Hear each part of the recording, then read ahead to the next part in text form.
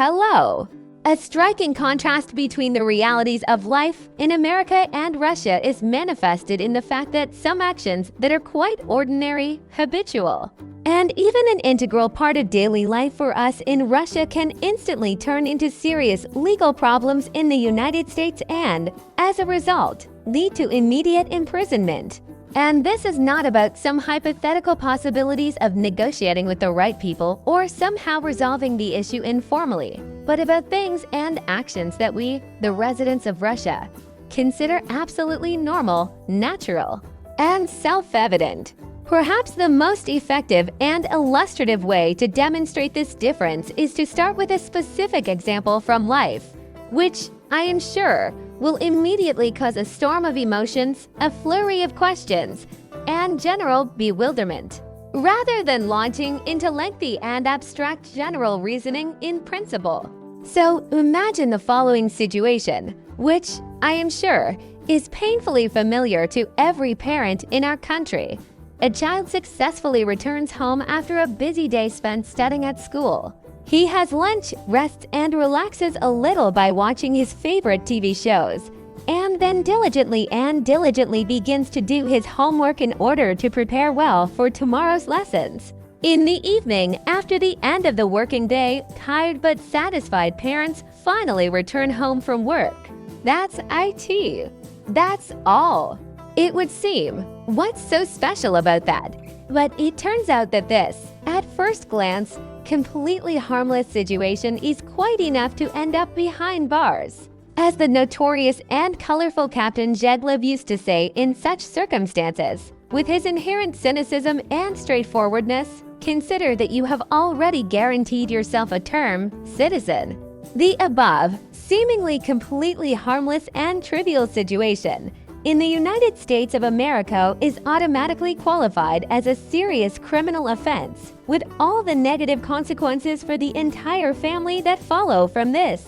Let's give the long-awaited word to a well-known and popular blogger, who ironically and self-deprecatingly calls himself Anthony the American, and who, after a closer and more detailed acquaintance with the realities of Russian life, did not hesitate to record a very informative video for his numerous subscribers about the things that are considered absolutely normal in Russia, while in America for committing the same actions you can easily, without further ado, end up behind bars and say goodbye to freedom for a long time. In Russia, children quite often and quite calmly return from school on their own without adult supervision, and then, also quite calmly and confidently, stay at home alone until their parents, busy earning money, finally return from work. Russian society in general, from a fairly early age, actively encourages and highly values children's ability to take care of themselves, show responsibility, and make informed decisions in various life situations. But American parents, in turn, in the vast majority of cases, prefer to personally pick up their beloved children from school or, as an alternative, rely on the service of a specialized and licensed school bus, which, in their opinion, should deliver the children home safe and sound, without any adventures or excesses. This widespread practice is primarily dictated by a strong and all-consuming fear of possible child abduction, which, unfortunately, is not such a rare or unlikely situation in modern American realities.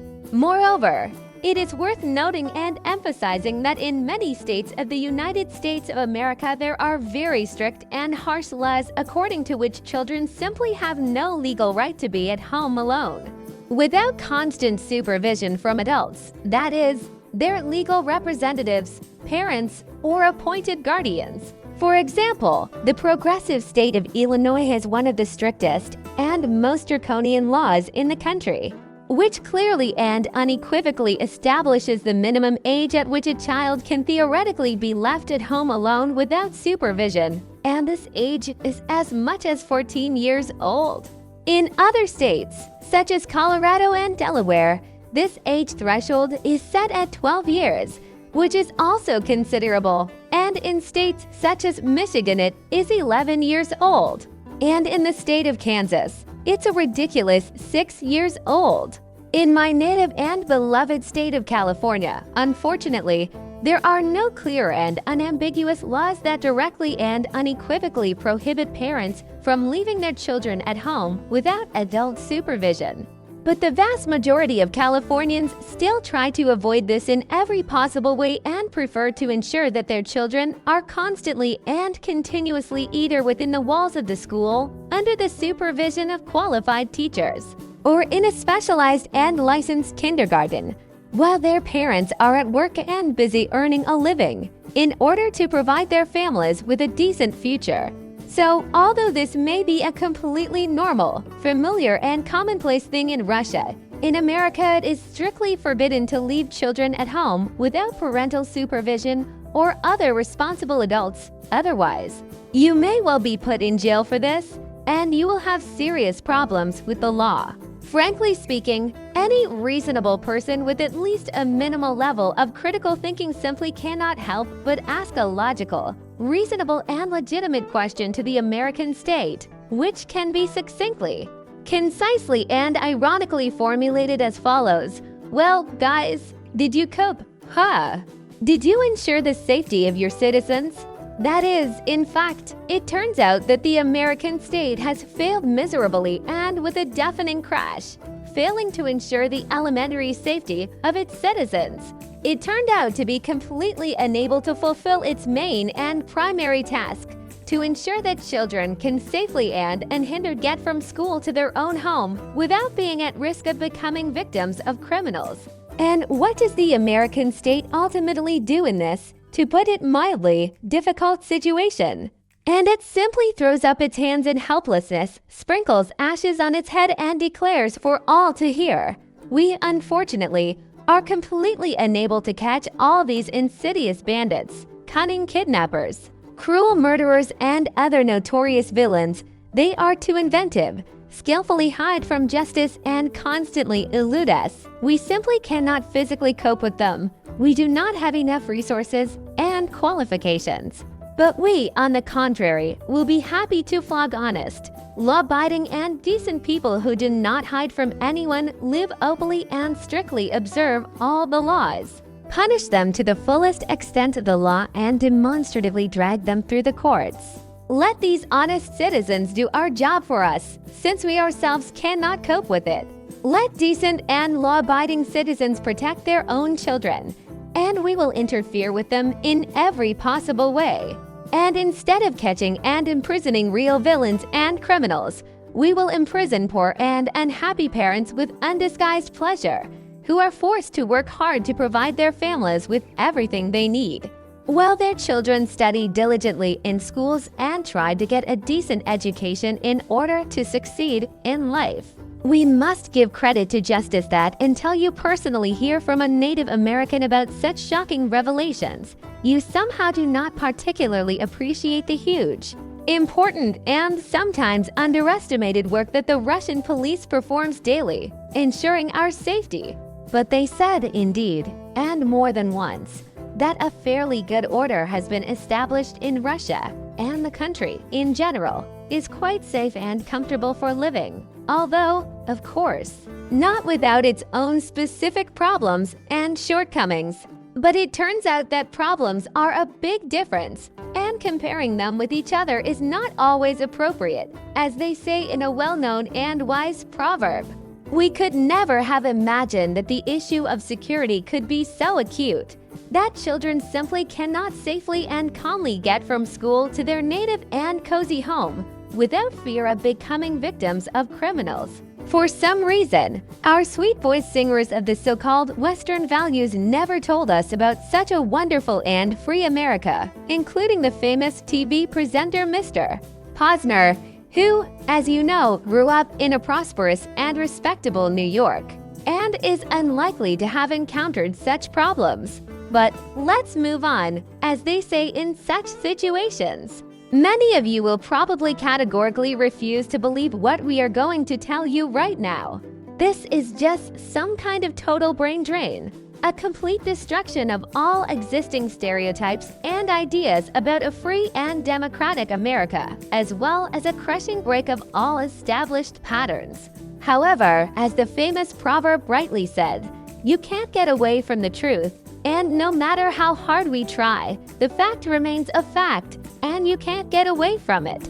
So, again, with great pleasure and undisguised sarcasm, we quote Anthony the American.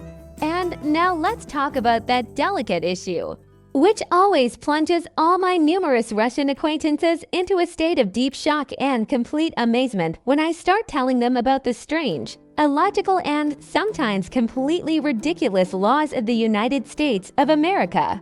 Namely, about the regrettable and perplexing fact that adultery is still a criminal offense in as many as 16 U.S. states. Just think about this absurd situation.